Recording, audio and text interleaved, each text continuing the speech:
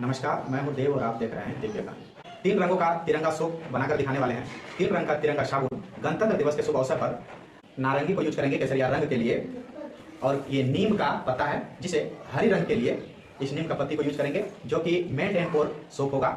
हस्त निर्मित साबुन, आप लोग वीडियो को लास्ट तक जरूर देखें। और हस्त निर्मित साबुन, हर्बल साबुन कैसे बनाया जाता है, 3 रंगों का साबुन, वो आप लोगों को बनाकर दिखाएंगे। आप लोग वीडियो लास्ट तक जरूर देखें और जानें कि तिरंगा साबुन कैसे बनाया जाता है। दोस्तों, अभी तक यूट्यूब या कोई भी चैनल में तिरंगा साबुन 3 रंगों का, जिस तरह से हमारा देश का राष्ट्रीय ध्वज तिरंगा झंडा है, उसी तरह से 3 रंगों का तिरंगा साबुन कहीं पर भी आप लोगों को देखने के लिए नहीं मिलेगा। इसीलिए ये पहला वीडियो होगा जो कि आप लोगों को तिरंगा साबुन बनाकर दिखाएंगे। तो चलिए देर नहीं करेंगे और करते हैं स्टार्ट।